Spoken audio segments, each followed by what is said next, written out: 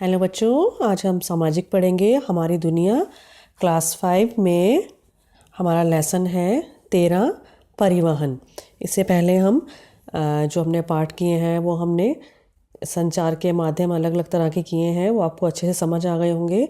और अब हमारा परिवहन से संबंधित हमारे पाठ शुरू हो गए हैं। इसमें आप अलग अलग तरह के परिवहन के साधनों के विषय में जानेंगे। जैसे कि आपको पता है, परिवहन शब्द जो है वो दो शब्दों से मिलकर बना है, परि जमा वाहन। मतलब इसका अर्थ क्या है? किसी चीज़ को एक जगह से दूसरी जगह ले जाने की क्रिया, ये होती है हमारी परिवहन।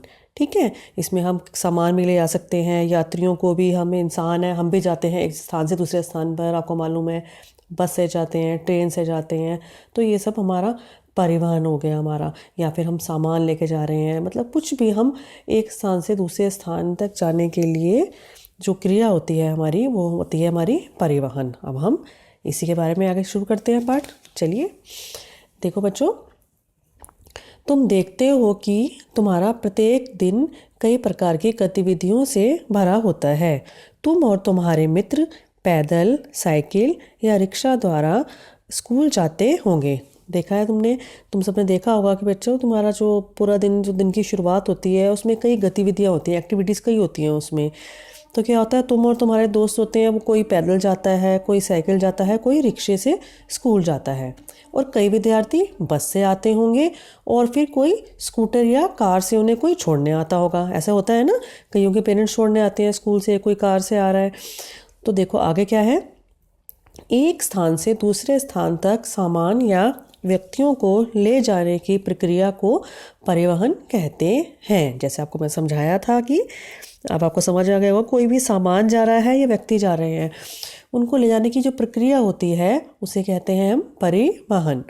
एक स्थान से दूसरे स्थान तक सामान की ढुलाई या व्यक्तियों के आने जाने में जिन साधनों का उपयोग किया जाता है उन्हें परिवहन के साधन कहते हैं।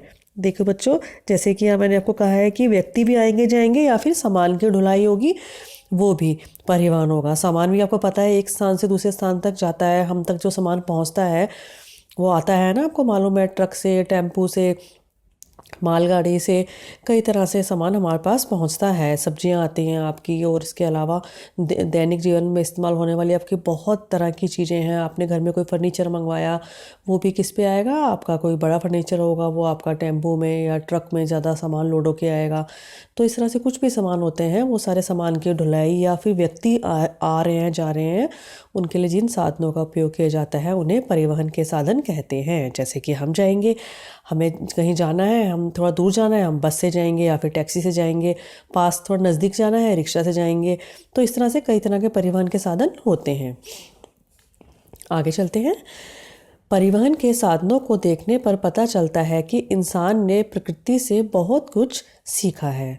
किसी समय में पहिया एक घूमने वाला लट्ठा ही तो था। इसमें परिवर्तन और सुधार करने के परिणाम स्वरूप पानी पर तैरने वाले लट्ठे की तरह जहाज़ों का विकास हुआ, और एक ऊंची उड़ान भरने वाले पक्षी की तरह विमान का विकास हुआ। देखो बच्चों, इस पैराग्राफ में आपको समझ रहे हो आप कि इसमें आपको तीनों परिवहन के साधनों के बारे में बताया गया है। देखो, जैसे कि आपको पता है, जो हम सड़क पे, है ना, जो सड़क पे हमारा जो स्थल परिवहन होता है उसे बोलते हैं स्थल परिवहन। सड़क पे जो चीज़ें चलती हैं उनके पहिए होते हैं, आपको मालूम है, गाड़ी हो, बस हो, कुछ भी हो, रिक्शा हो, और वो पहिए की शुरुआत कहाँ से हुई? बहुत पुराने समय में क्या था, एक लट्ठे से। एक लट्ठा किसका था? एक पेड़ का लट्ठा जो था, पता है आपको, पेड़ का लट्ठा जो होता है गोल गोल होता है ना, उससे समझ लो, उससे जो है इंसान ने सीखा कि पहिया बनाना। उसके बाद क्या हुआ, जब वो पानी में तैरने लगा, आपको पता है लकड़ी जो होती है पानी में तैरती है, तो जब लकड़ी का लट्ठा पानी में तैरा तो उससे क्या विकास हुआ? जहाज़ों का विकास हुआ। तब लगा भाई जल परिवहन भी हो सकता है, पानी में नाव जहाज भी चल सकते हैं, है ना। तो वो उससे सीख लेकर हमारे जल परिवहन का विकास हुआ। उसके बाद क्या हुआ, एक ऊंची उड़ान भरने वाले पक्षी की तरह विमान का विकास हुआ। जब पक्षी ऊपर उड़ सकता है तो उसे देखकर फिर इंसान ने सोचा कि हम भी क्यों ना किसी तरह से ऊपर उड़ें, और कैसे उड़ें? तो इसके लिए उन्होंने क्या किया, विमान का उन्होंने आविष्कार किया। इस तरह से 3 तरह के हमारे परिवहन होते हैं हमारे। जिस पे पहिया चला हमारा वो स्थल परिवहन हो गया, पानी पर जो तैरा वो हमारा हो गया जल परिवहन हो गया, पानी पे चलने वाला, ठीक है। और जो आकाश में उड़ा हवाई जहाज जो उड़ता है वो हमारा वायु परिवहन हो गया, ठीक है बच्चों। अब देखो आगे ये कुछ प्रश्न दिए गए हैं आपके। लोगों को एक स्थान से दूसरे स्थान तक ले जाने वाले परिवहन के 5 साधनों के नाम बताओ। ये आपको 5 साधनों के नाम बताने हैं, आप कुछ भी बता सकते हो आप। मैंने इसमें लिख दिए हैं, देखो बस, रेलगाड़ी, ऑटो रिक्शा, टैक्सी, हवाई जहाज़, है ना। इसमें आप कुछ भी और भी अपने आप से लिख सकते हैं। नेक्स्ट है सामान को एक स्थान से दूसरे स्थान तक ले जाने वाले परिवहन के 5 साधनों के नाम बताओ, जिसमें हम सामान ले जाते हैं। मैंने इसमें कुछ लिख दिए हैं, ट्रक, टेम्पू, मालगाड़ी, जहाज, ठेला। ये आप अपने आप से बाकी और कुछ भी लिखना चाहें तो लिख सकते हैं। जैसे गांव में आपकी बैलगाड़ी भी होती है ना, उस पर भी होती है, घोड़ा गाड़ी भी ले जाते हैं। तो अब देखिए आगे। प्राचीन काल में दूरियां बहुत अधिक लगती थी, लेकिन अब यह दूरी सिमट गई है। मतलब पहले लगता था कोई जगह थी बहुत दूर लगती थी, अब वो दूरी सिमट गई, मतलब कि दूरी बहुत कम लगती है। इसका मतलब क्या हुआ कि हम बहुत जल्दी किसी जगह पे पहले हम बहुत देर में पहुंचते थे, अब हम काफ़ी कम समय में वहां पर पहुंच जाते हैं। अब रेलगाड़ी द्वारा दिल्ली से मुंबई जाने में लगभग 18 घंटे लगते हैं और लगभग इसी समय में हवाई जहाज़ द्वारा भारत से संयुक्त राज्य अमेरिका पहुंच सकते हैं। देखिए बच्चों समझो इसमें क्या है कि पहले क्या था, जैसे कि अब हमें यहाँ से दिल्ली से मुंबई जाना है, हमें 18 घंटे में पहुँच जाएंगे। पर अब कुछ ट्रेन ऐसी हैं वो और जल्दी पहुँचा देती हैं। और इतने ही समय में अगर हम हवाई जहाज़ जो है, आपको पता है हवाई जहाज़ की गति बहुत तेज़ होती है, बहुत तीव्र गति से चलता है वो, तो उतनी ही देर में 18 घंटे में हम संयुक्त राज्य अमेरिका भी पहुँच सकते हैं। मतलब लगता है दूरियाँ सिमट गई हैं, बहुत जल्दी हम पहुँच जाते हैं कहीं पर भी। परिवहन को और अधिक सरलता से जानने के लिए इसे हम 3 भागों में बांट सकते हैं। पहला स्थल परिवहन, दूसरा जल परिवहन और तीसरा वायु परिवहन।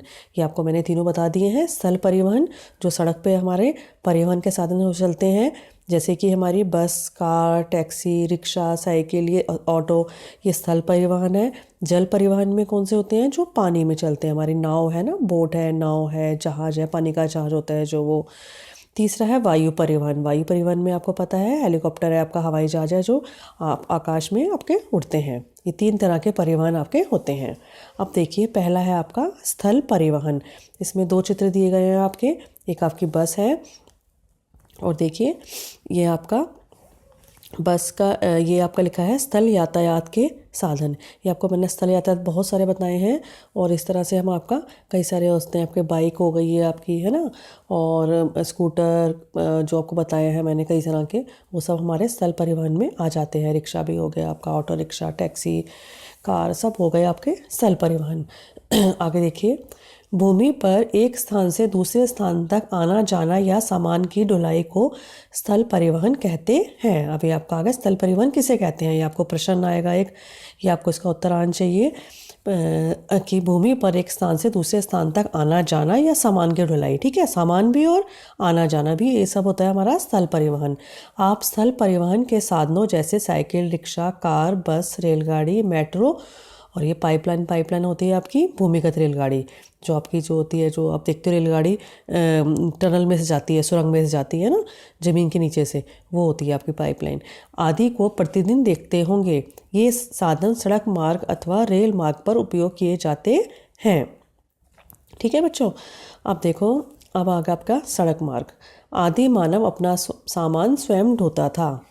देखिए ये चित्र बना हुआ है, ये आपको आदि मानव दिख रहा है और ये देखिए इसमें है बिना पहिए की गाड़ी स्लेज। ये बिना पहिए की गाड़ी, इसमें पहिए नहीं है और इस गाड़ी का नाम है स्लेज। इसके बारे में आगे पढ़ते हैं हम।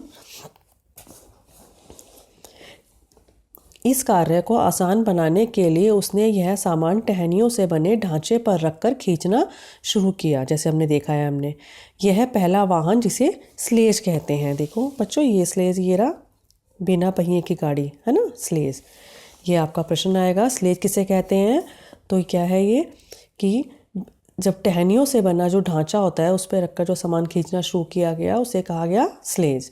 ऐसा माना जाता है कि सबसे पहले इंसान ने कुत्तों को पालतू बनाया था। ठंडे देशों में रहने वाले लोगों ने शीघ्र ही कुत्तों को स्लेज खींचना सिखाया। भारत जैसे गर्म देशों में बैलों, गधों और ऊँटों का प्रयोग किया जाता था, जबकि मंगोलिया जैसे एशियाई देशों के ऊंचे मैदानों में भार ढोने के लिए घोड़ों का प्रयोग किया जाता था। देखो बच्चों, इसमें सब जगह के बारे में बताया गया है। सबसे पहले इंसान ने कुत्तों को पालतू बनाया। क्यों बनाया पालतू कुत्तों को? क्योंकि कुत्ता जो होता है बहुत ही समझदार जानवर होता है, ये आपको अच्छे से जानते हैं। आजकल ज़्यादातर लोग, आजकल क्या शुरू से ही लोग कुत्तों को ही घर में पालना पसंद करते हैं, क्योंकि वो कुत्ता जो होता है वो इंसान का मित्र होता है, उसकी हर तरह से उसकी इंसान को समझता है। आप देखो आगे। और ठंडे देश में जो, जहाँ ठंडे देश हैं, जहाँ बर्फ़ पड़ती है, वहाँ पर लोगों ने क्या किया, जल्दी ही कुत्ते से क्या खिंचवाना शुरू कर दिया, स्लेज गाड़ी जो थी कुत्ते खींचते थे। और भारत जो था, भारत तो ठंडा नहीं है, भारत तो गर्म देश है, वहाँ पर बैलों, गधों और ऊँटों का प्रयोग किया गया। ठीक है। और मंगोलिया जो है एशियाई देश, जो है एशिया में एक देश है मंगोलिया, वहाँ के जो ऊंचे मैदानी क्षेत्र है, जो वहाँ पर भार ढोने के लिए घोड़ों का प्रयोग किया गया। ठीक है। मैदानी हिस्सा वहाँ बहुत ज़्यादा है, ऊंचे मैदानी हिस्सा है, वहाँ पर घोड़ों का प्रयोग किया गया। अब देखिए इसमें प्रश्न आ गए फिर। परिवहन कितने प्रकार का होता है? परिवहन 3 प्रकार का होता है, आपको पता है। स्थल परिवहन, जल परिवहन और वायु परिवहन। मनुष्य ने कुत्तों को पहले पालतू क्यों बनाया होगा? क्योंकि कुत्ता बहुत ही समझदार जानवर होता है, इसलिए उसको पालतू बनाया। परिवहन के विकास में सबसे पहला कदम पहिए का आविष्कार था। सुमेर वासियों ने 5000 वर्ष पूर्व पहिए का आविष्कार किया। ठीक है बच्चों, देखो सबसे पहले पहिए का आविष्कार किसने किया? सुमेर वासियों ने किया। और कब किया? 5000 वर्ष पहले। पहला पहिया पेड़ के तनों से काटी ऊबड़ खाबड़ लकड़ी थी, जिसे स्लेज के किनारों पर जोड़ा गया। क्या तुम जानते हो कि ठोस लकड़ी के 2 बड़े बड़े पहियों वाली बैलगाड़ी का प्रयोग भारत में 4000 वर्ष पूर्व होता था। ठीक है। भारत में बैलगाड़ी के लिए जो बड़े बड़े पहिए इस्तेमाल किए जाते थे ठोस लकड़ी के, वो उसका प्रयोग कब हुआ? 4000 साल पहले। बाद में इन लकड़ी के चक्र के बीचों बीच एक छेद किया गया था। इन्हें एक धुरी के दोनों ओर जोड़ा गया, जिससे कि यह आसानी से घूम सके। जैसे आपने देखा होगा बैलगाड़ी का पहिया कैसा होता है ना, धुरी होती है और जिससे जोड़ा जाता है, जिसमें घूमता रहता है वो। अधिक दूरी तय करने के लिए पहले पहिए उपयुक्त थे, परंतु इनका भार अधिक हो गया। पहले जो पहिए बनाए गए थे ना, वो बहुत भारी हो गए थे। ये देखिए पहला पहिया ही बना हुआ है, चित्र बना हुआ है। तो अब क्या किया? पहिए को हल्का करना बहुत ज़रूरी था, हल्का होगा तभी जल्दी चलेगा। तो मिस्रवासियों ने पहिए के, अब देखिए किसने किया? मिस्रवासियों ने पहिए के बीच वाले ठोस भाग के स्थान पर लकड़ी की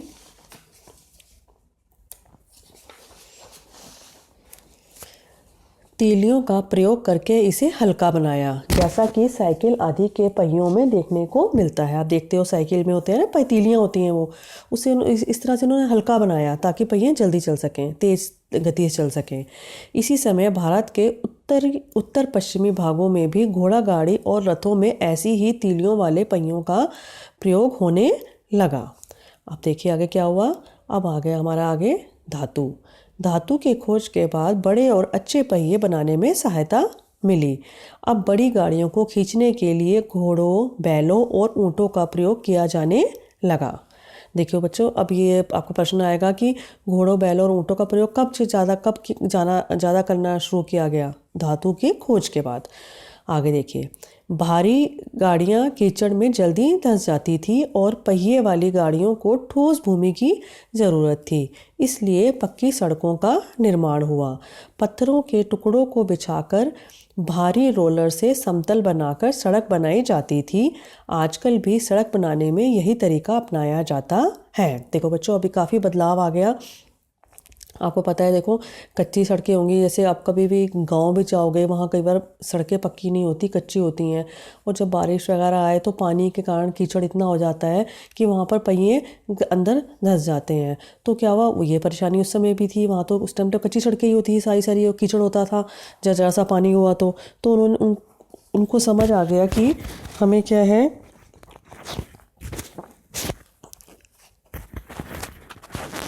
उनको समझ आ गया कि हमें क्या है, हमें सड़क को हमें पक्का करना है। और सड़क को मजबूत करने के लिए उन्होंने उसके अंदर उसको पक्का करना शुरू कर दिया। उसके लिए उन्होंने रोलर का इस्तेमाल किया। जैसे आजकल आप सड़कें देखते हो, रोलर होता है उसमें ना, तो रोलर से देखा होगा सड़क बनती है, समतल हो जाती है, प्लेन हो जाती है, मजबूत हो जाती है। तो इस तरह से सड़कें बनाई गई रोलर से। और अब देखिए आगे, भारत में लगभग 2000 वर्ष पहले सम्राट अशोक के शासनकाल में एक लंबे राजमार्ग का उपयोग होता था। अब देखिए, आपने सम्राट अशोक का नाम सुना होगा। तो ये आज से लगभग 2000 साल पहले सम्राट अशोक के शासनकाल में एक बहुत लंबे राजमार्ग का उपयोग हुआ। ठीक है, यह राजमार्ग अफ़गानिस्तान से आज के पटना शहर तक था। तो कितना लंबा राजमार्ग था वो, अफ़गानिस्तान से लेकर पटना शहर तक। करीब 500 साल पहले शेरशाह सूरी, ये भी भारत का राजा था, शेरशाह सूरी के शासनकाल में इसे सड़क का रूप दिया गया। यह सड़क आज भी भारत की महत्वपूर्ण सड़कों में से मानी जाती है। इस सड़क को ग्रैंड ट्रंक रोड मतलब GT रोड कहते हैं। ग्रैंड मतलब G, ट्रंक मतलब T, रोड मतलब R, GT रोड कहते हैं। यह दिल्ली के कई भागों में से होकर जाती है। दिल्ली में भी आप देखोगे ना, तो GT रोड हमारा इसको कहते हैं। आपको सुना होगा आपने कई बार, अपने पेरेंट्स से पूछिए, उनको मालूम है। हमारे स्कूल के आसपास भी यहाँ पर GT रोड है। देखिए, आप पता कीजिए आप ज़रा। ठीक है, तो ये आपको अच्छे से याद रखना है। आपका एग्ज़ाम में भी आ सकता है कि GT रोड किसने बनवाई थी। ठीक है, सड़क का रूप किसने दिया, GT रोड किसने नाम दिया, शेरशाह सूरी आपका आएगा। ठीक है, आप देखिए, ये आपका चित्र बना हुआ है 13.4 में, प्राचीन पहिया गाड़ी, पहले ज़माने की पहिया गाड़ी। देखो, इसमें भी तीलियाँ हैं जैसे कि हमारी साइकिल में होती हैं। अब देखिए आगे, कार का सफ़र तब और अब। ये देखिए, कार पहले की और कार ये अब की। अब देखिए अब देखिए, क्या रेलगाड़ी द्वारा यात्रा करना आनंददायक नहीं है? पटरी पर एक ही इंजन द्वारा जुड़े हुए कई डिब्बों को एक साथ खींचे जाने से रेलगाड़ी बनती है। ये आपको पता है। रेलगाड़ी में आप बैठे होंगे, कई बार यात्रा की होगी, आपको पता है रेलगाड़ी कैसे चलती है। इंजन होता है और सारे के सारे उसके डिब्बे होते हैं। इंजन के आविष्कार के बाद सड़कों पर यातायात के साधनों में बहुत उन्नति हुई। लगभग 120 वर्ष पहले आधुनिक मोटर कार का आविष्कार हुआ। इससे सड़क परिवहन के तीव्र साधनों का युग आ गया। ठीक है बच्चों, इतनी धीरे धीरे तरक्की होनी शुरू हो गई और मोटर कार भी आ गई। गपशप। अब देखिए, अपने दादा दादी से पूछो कि जब वे बच्चे थे तो उस समय सड़क पर यातायात के कौन कौन से साधन थे, वो आप यहाँ पर लिखेंगे पूछ के। ठीक है, अब कुछ प्रश्नों के उत्तर दीजिए। पहला, पहिए का आविष्कार कब हुआ? देखिए, पहिए का आविष्कार आज से 5000 वर्ष पूर्व हुआ, पर किसने किया था? सुमेर वासियों ने। ये भी आपने अच्छे से याद करके लिख लीजिए। सुमेर वासियों ने 5000 वर्ष पूर्व पहिए का आविष्कार किया था। दूसरा, भारत में लकड़ी के बड़े पहियों वाले बैलगाड़ी का प्रयोग कब होता था? आज से 4000 वर्ष पूर्व होता था। अब इसमें उत्तर आप पूरा अपने आप से ठीक से लिखेंगे कि भारत में लकड़ी के बड़े पहियों वाली बैलगाड़ी का प्रयोग अब कब की जगह क्या लिखेंगे? अब 4000 वर्ष पूर्व होता था। ठीक है, बस यहाँ पर कब को चेंज करेंगे आप, इसकी जगह ये लिख देंगे। थर्ड क्वेश्चन, लकड़ी के ठोस पहिए को हल्का बनाने के लिए क्या बदलाव किया गया? देखिए, पहिए के बीच वाले ठोस भाग के स्थान पर लकड़ी की तीलियों का प्रयोग करके इसे हल्का बनाया गया था। ठीक है, अब देखिए अगला प्रश्न है, मिलान करो। ये कुछ आपके पहला है आपका, देखिए, पहिए का आविष्कार, फिर है बिना पहिए की का लकड़ी का ढांचा, फिर है सड़क को समतल बनाने वाली मशीन, पटना से अफगानिस्तान तक का पहला राजमार्ग और शेरशाह सूरी द्वारा बनाई गई सड़क। अब ये है, इस पर मैं नंबर डाल दिया, आप भी ऐसे कर लीजिए 1 2 3 4 5 करके, और इसको ऐसे मिलाएंगे और नंबर डालेंगे तो इजी रहता है ज़्यादा। जैसे देखिए, पहिए का आविष्कार 1 नंबर, मैंने 1 नंबर यहाँ लिख दिया, सुमेरवासियों ने पहिए का आविष्कार किया था। दूसरा, बिना पहिए का लकड़ी का ढांचा 2 नंबर, 2 नंबर हो गया आपका स्लेज। तीसरा, सड़क को समतल बनाने वाली machine, number 3 roller. Number 4, Patna से अफगानिस्तान तक का पहला राजमार्ग, नंबर 4 सम्राट अशोक ने बनाया था। नंबर 5, शेरशाह सूरी द्वारा बनाई गई सड़क, नंबर 5 में क्या आएगा? GT road, grand trunk road. ठीक है बच्चों, ये आपके हो गए हैं इसके। अब है इसका आगे,